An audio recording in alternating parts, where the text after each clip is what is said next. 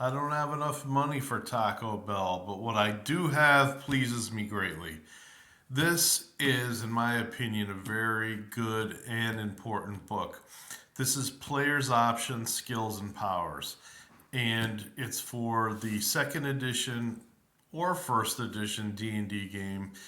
Both of those systems are essentially, I would say, 95% the same. Okay, so I think some of you might disagree with me on that, but I think there are so many workarounds. I'd like to actually go from back to front. So, yeah, in the back, it's got the images of some of the campaigns that were out during the time. And I think that even the Birthright game system wasn't designed yet. So, all right, hold on. Please get going. Okay. So yeah, this is interesting too, but we're gonna start with chapter 9. So just a quick look over. This is psionics, and this is a second system that was written for late in the day for the second edition game, and this is the one that was also reintroduced in the Dark Sun game setting. The second printing of it, I don't have it here on the table, but you'll know from the different artwork on the cover. So this system is really good. You should give it a try. And if you've got at least half smart players like mine are, they're willing to give it a go. It's not difficult at all. One of the things I like about this is it gives you ideas for new schools of magic.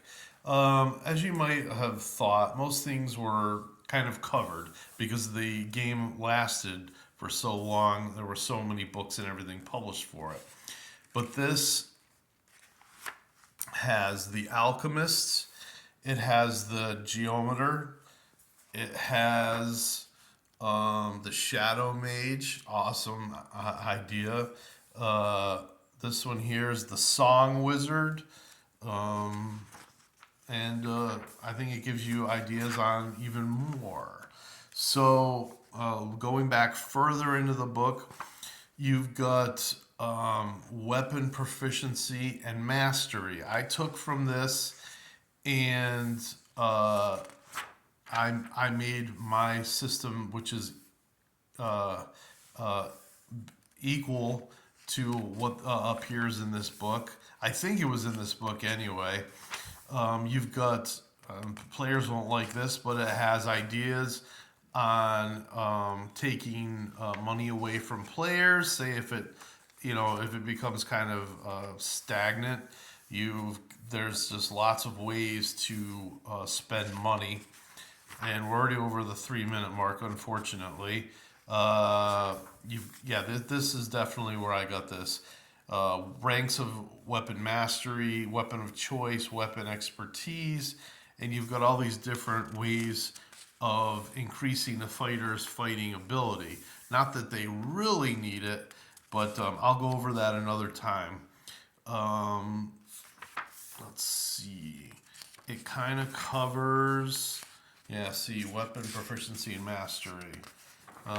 Okay, so it's got I think I used this book when I devised some of the quirks and flaws that I allowed players to maybe think about getting, or if they roll too many dice too many times to get stats for their players, they would start to get some of these. You've got all sorts of phobias, lazy, deep sleeper. There's all sorts of things you can saddle a character with, and they'd be like, but wait a minute. It's like, no, remember, you've got this little problem. One of the wizards currently in our game, as a matter of fact, to increase an attribute, he took a flaw which makes him dance around every time he gets up in the morning, and the player has to say this. He has to dance around. He's not dancing around. Only his character does, And then he's got to finish off with by saying, "That's how Daddy likes it." So I thought you'd think that's funny.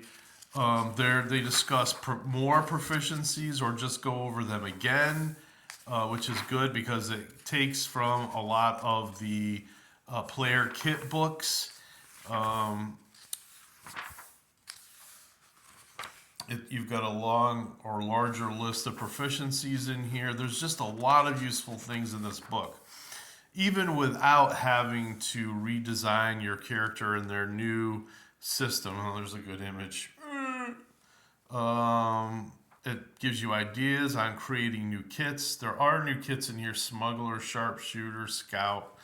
Um, there's a lot of things you can use in this. It just gives you tons of ideas. It goes over each class and how you can redesign them, which is interesting. Say you're a thief that wants to pour a lot of their points in one class and how to penalize the other abilities that they would have. And again, it's got that thing where it asks if you want to split the ability scores. So, like, say, reason, I think, is part of intelligence. Yeah, you've got reason and knowledge. And then for wisdom, what is it? Oh, reason is intuition and willpower. So yeah, you have to look at all this yourself. I've used part of this book. I'm not going to say that we've built characters from this. We really haven't. But there's so many things I was able to draw from this book. And I especially like the new psionic system. Players that don't want to do it, they don't have to. But things as like plants can attack you psionically. And if you're ill prepared for it, then you could be in for a world of trouble. So that was especially triply so, I want to say, in the world of Athos or Dark Sun. But for Greyhawk and some of the other realms, I say go light on the psionics, unless of course you're talking about the monsters in the monster manual. Demons, devils, they will have psionics and they will use those on the party. Most people kind of ignore that stuff. But they have magic, they got psionics. There's a lot of ways they can deal with players anyway. All right, have a good evening. That's enough.